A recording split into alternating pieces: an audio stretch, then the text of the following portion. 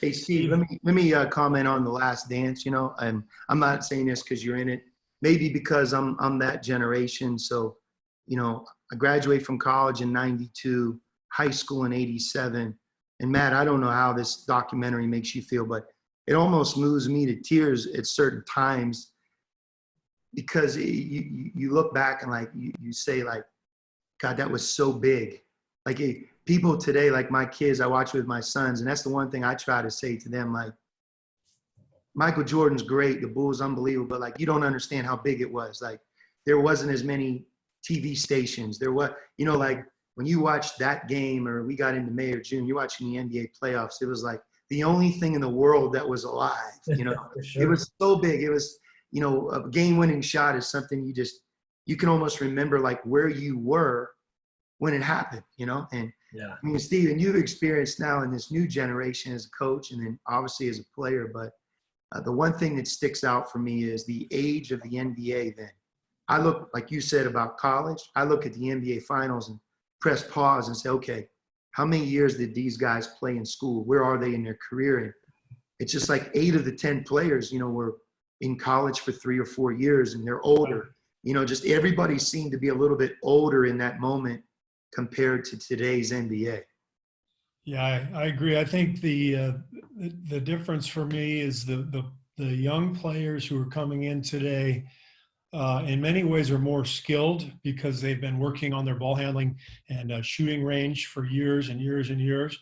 But there's nowhere near the sense of how to play. And so, you know, and it makes perfect sense, right?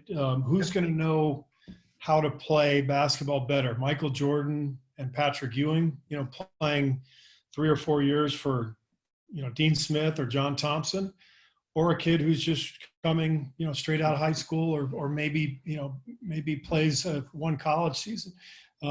So it used to be that the NBA was lucky because the college game was really developing players. Yeah. And now the paradigm has shifted. And so players are coming in younger and younger.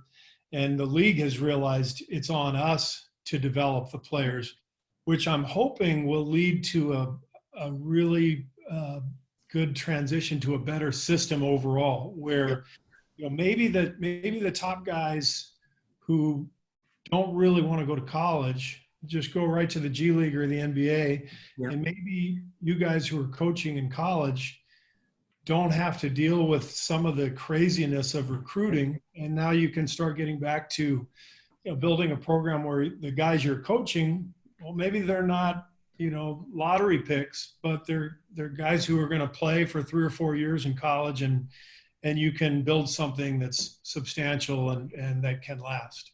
Yeah. Steve, Yeah. you mentioned developing players, and I want to talk to both you and Sean about that. And I was just wondering, you know, how do you do it in the NBA, Steve? Like, Sean's in a different position. He's getting them right from high school. You're obviously getting them from college, so some coaching. But what do you put into it? Maybe give some examples of some players that, you know, how you develop guys. And like we talked about earlier, Luke was so great at it. You know, what's your approach to developing guys? Yeah, I think, you know, the NBA's changed a lot too in the last 20 years. The schedule makers in the league have figured out that it's better to give the players rest in between games and not pile on these like 4 and 5 nights or 6 and 8 nights like they used to have. And so what it's turned into is almost like clockwork. It's game day off, game day off. So the result is we have our players get they avoid those 4 games and 5 night scenarios. But the flip side of that is we rarely have any practice time, because back then you'd always have, you know, the pendulum would swing the other way, and then you'd have 3 straight days without a game. And maybe you'd take the first day off, and then you'd have two days of really good practices. We don't get those great practices anymore because of the schedule. So almost everything we do is just skill work. We hardly ever scrimmage because our starters need the rest from the previous night and the preparation for the following night. So it's almost exclusively skill work, and we do it in combination with film work. And we have individual coaches assigned to each player so that they watch film each day with their coach, and then we'll do team development stuff. We'll split into guards and big men, and then the best part of it is just watching our veteran players, a guy like Steph Curry, the routine that he has built, that he goes through after every day of practice is a sight to behold. These workouts are, they're just so, it's deliberate practice. You can see his mind working where he wants to get better. And so we try to make sure our young guys are either working with him or watching him and developing routines of their own to help carry them through their own careers. Yeah, Sean, kind of the same thing. I've, watched your practices over the years, covering the team, covering it with the Pac-12. And you have obviously have had your share of some, top draft choices, some one and done guys, but you've had a lot of guys that have gotten better. You've had to develop them, guys like Kyle Fogg and Solomon Hill and TJ McConnell comes to mind, Nick Johnson. What is your approach at the college level? Maybe different from Steve, you're getting them from high school. Well, I think the one thing that we try to really make sure that we do a good job with is the strength and conditioning part. That's the one segue between high school and the NBA that we can really control and help, because no matter how gifted physically these guys are, I think Steve knows it's a huge jump from high school to the Pac-12, but it's kind of like the next level jump when all of a sudden you're in an 82 game season at an NBA level. How strong, how big, how physical and fast those guys are, 24-second shot clock. So I think it's paramount. Like, some of our development starts with making sure that guys have the proper strength, hamstrings, that they're protected from injury, that we don't put them at risk in the weight room, but they gain muscle, lose body fat. You talk about Solomon Hill, if you can imagine this, during the 4 years we had him, he lost about 40 pounds of fat.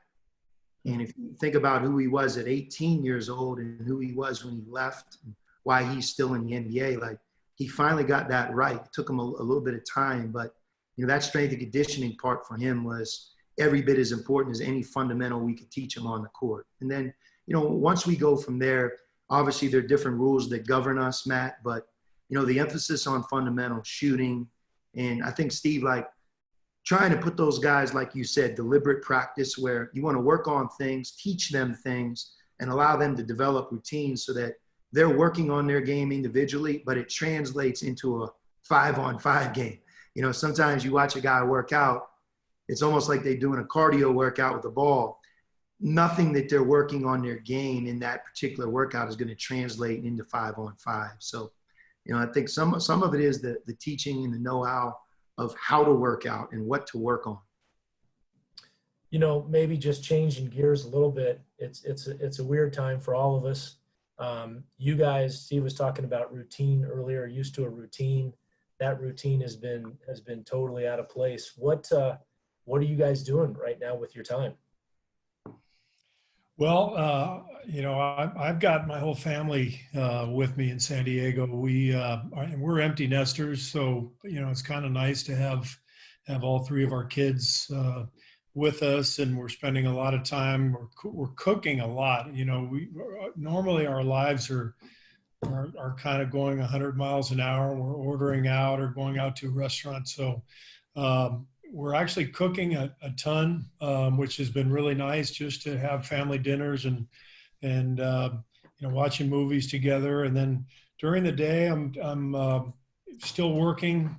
We're getting ready for the draft, so I'm watching tape, interviewing players over Zoom, trying to do my job, whatever I can do to prepare. We're actually taking more time, because we have it, to really delve into our strategy. How are we going to defend next year? We've had a great team over the last 5-6 years, but there's been so much turnover. We're realizing, we've got to change some things strategically. But it's not an easy process. Usually the summer goes by pretty quickly, and next thing you know, you're right back at it. So we're trying to take advantage of this time, and we're working together as a coaching staff with our front office to try to figure out, what can we do better at both ends of the floor. What should we be thinking of in terms of trying to, rebuild our team to get back to a playoff level team next year. That's cool. How about you, Sean? Yeah, very similar to Steve. I have 3 sons, as you know, Matt, and so Austin's finishing his second year of law school. To kind of watch him move through a second year of law school online is bizarre. And then he left us and he went back to Denver, where he goes to school to finish up final exams. But so you have him, and then our youngest is, I think, that group of people that's affected the most with the virus, and that is seniors in high school. I don't know how you guys are, but all I remember of high school is the spring of my senior year. Everything else is a blur. Like, what you did in your senior year is everything. So he's graduating, I think, actually today or tomorrow from South Point, and watching him do that online, and kind of taking him through the emotions of not being able to leave home, and then our middle son is a junior at U of A, and he's finishing up his 3rd year. So we've kind of, it's interesting to watch those guys kind of live at home, do their schoolwork online, not be allowed to do certain things. And I agree, Steve, we've cooked more. My God, I mean, some of the things we've done here cooking. This time of year, you're right, we're all spread out all over the world, Believe it or not, recruiting, as you can predict, it's still at the forefront of college basketball. You do it over Zoom, you do it by the telephone. You're not getting the in-person feel as much, but it's something that I think all of us are paranoid that if you're not working at, when all of a sudden the world opens back up, we're all going to be kind of like, okay, what have we done while we've been, isolated here? We're going to know real quickly. So we're trying to stay on top of that. But Steve, your last point is the thing that I've enjoyed the most, because especially in college, the way our calendar is, the eyes aren't on like system of play, culture, basketball. In your best attempt to spend a lot of time there, you're always traveling, you're always recruiting, you're dealing with different things that you do in college. And you're right, it's like a snap of a finger. It goes from one year to the next. This has really allowed us to slow down. And I've been on Zoom calls. The Van Gundy brothers are good friends of mine. And they're the best to talk basketball with, because Jeff's chomping at the bit. He doesn't have a team. Stan's had teams, and now he doesn't.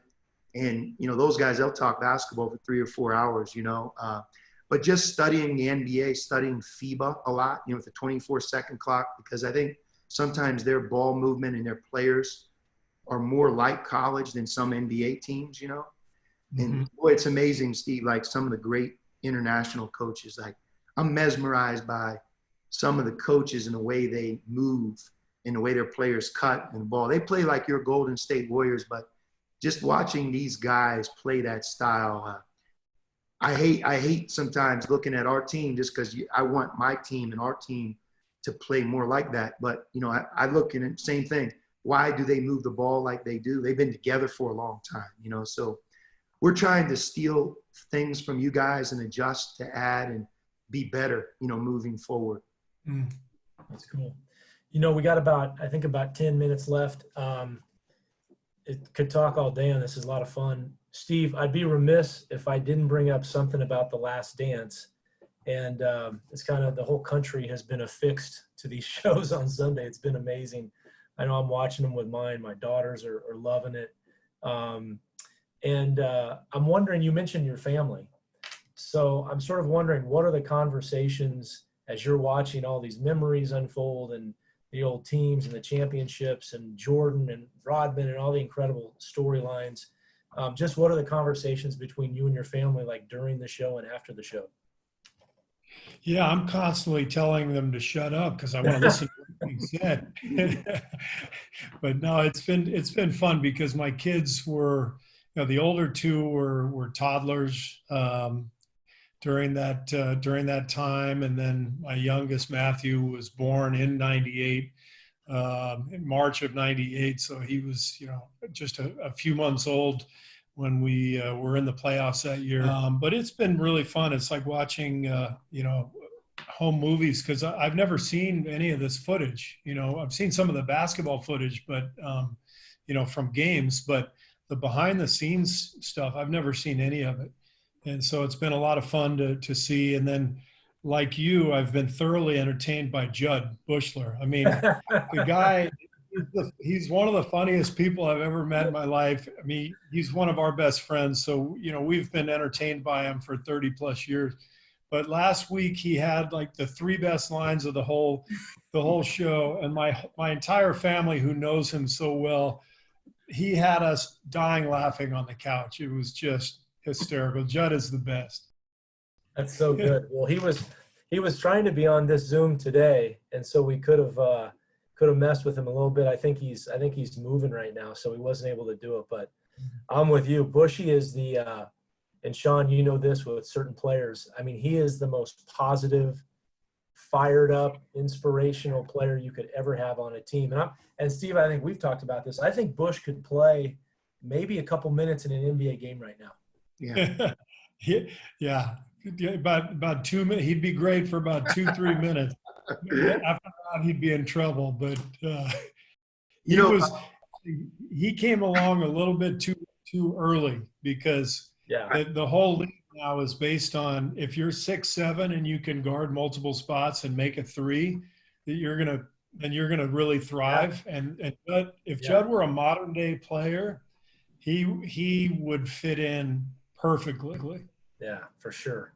Steve, one of the things I enjoy about The Last Dance is just watching the demeanor of Phil Jackson. I mean, I sometimes I find myself just chuckling, because, here's a guy that's dealing with the most pressure you could have in sports. You talk about expectations you guys are under, and you got Michael Jordan, and then you have Rodman. And it's funny now, but I'm sure when you guys saw him go to Vegas in the middle of the year, you didn't say, now this is going to lead to an NBA championship. Right. But we all we know the results. But at that moment, if you're the coach, I mean, not everybody is going to be able to easily move through that period of time. But just, man, I don't even know like characteristic, but it's hard for me to put into words just how he moves so easily and yet be such a great coach. I feel like you have a lot of him in you as well, I'm sure, from your experience with the Bulls. Well, I learned a ton from him. And one of the things I learned was to think outside the box a little bit. And, what I mean by that is, you can imagine, like you mentioned, the Rodman thing, what has been instilled in us from day one of being in basketball. It's discipline and being part of a team, and it's your job to work hard and be a great teammate. And so every coach that I had ever had, if a player said, I'm going to Vegas, they would have lost their minds. So, but Phil's genius was seeing the big picture, understanding Dennis, and then in communicating to the rest of us, hey, look, this is what he needs. He's got to get away, and we're going to let him get away. And then when he comes back, he's going to be recharged and refreshed, and it's going to give us a better chance to win. I don't think it would have worked if that was the first dance, instead of the last dance. Like the whole point was this is kind of it. But that was Phil's genius. Was he was the only coach I ever had who would have been able to just navigate that whole thing and understand people as well as he did, and then communicate to the whole group why it was important to allow this or allow that. And by the end of the year, it all made sense. He was incredible. Yeah.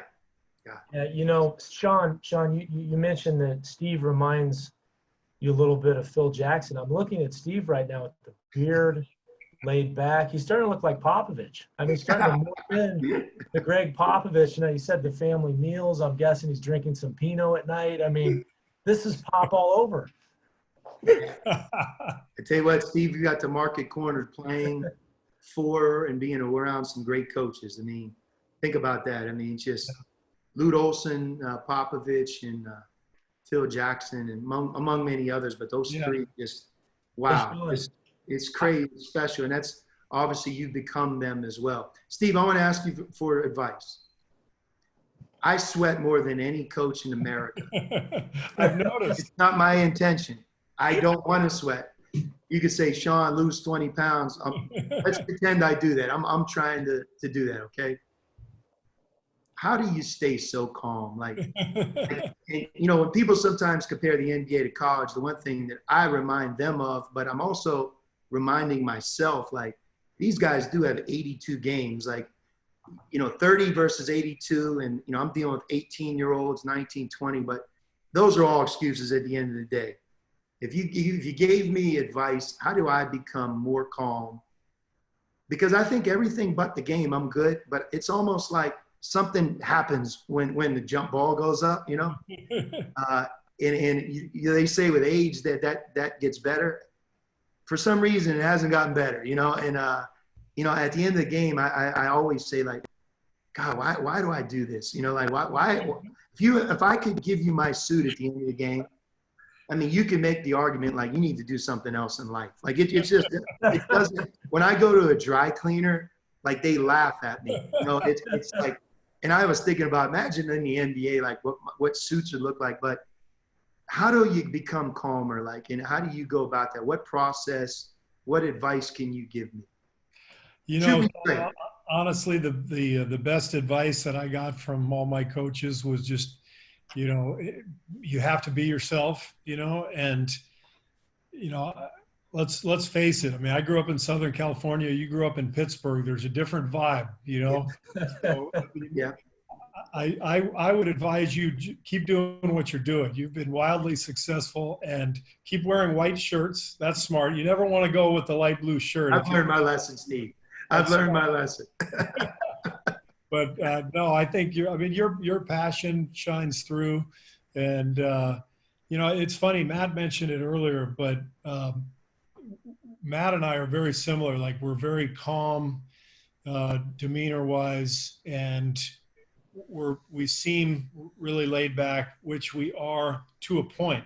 Yeah. And then my wife read a quote one time. She was reading a book and she started to chuckle. I said, "What are you laughing about?" She goes, "I just read a quote that describes you perfectly." I said, "What is it?" And she said, "Beware the fury of a patient man." And I get that because, obviously I'm in the same generation of both you guys, and me and Matt, we laugh about when I played against Arizona. Matt Othick was the point guard, and I'd probably put him in a similar category to you guys in some ways. If you judge him on looks, and I'll never forget, he came in on a skateboard.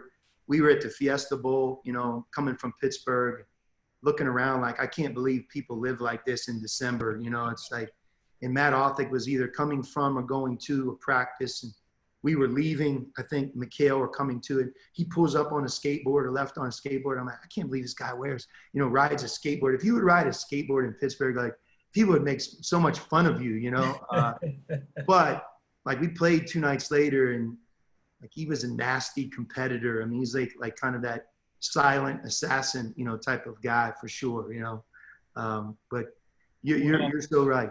I think we're all competitors, or we wouldn't do this for a living. And it just comes out in different ways. For me, I break 3 clipboards every year, during a timeout.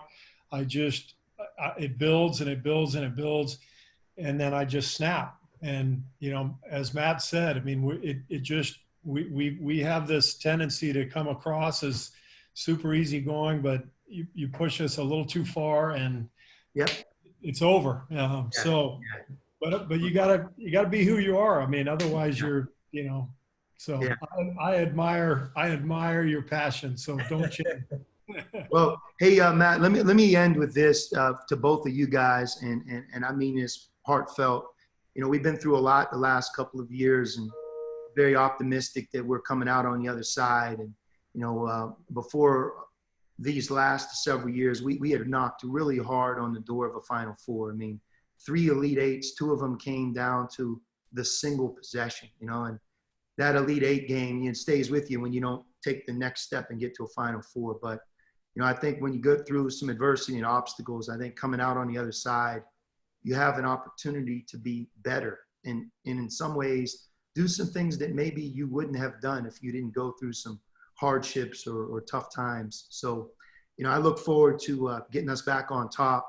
And man, I couldn't have done it without the support of guys like both of you. And the thing that I cringe more than anything is if ever we make you look bad. And making you look bad could be a tough loss to UCLA. You know, it could be some other things, but you know, I always, when I say a player's program, I really mean it. I want you to feel that the program's in great hands, but also that it has a culture and a way of doing things right, and it's built to last. You know, so I'm really looking forward to. I don't want to say the comeback here, but you know, on this next rise here to really solidify a few things, and hopefully we can have you guys in the stands if we get back to that Final Four or national championship. Thanks, Sean. You got it. All right, Sean. Thanks, Sean. Thanks, Stevie. Matt, thank you. Enjoyed it. Yeah, it was fun. We'll have to do it again.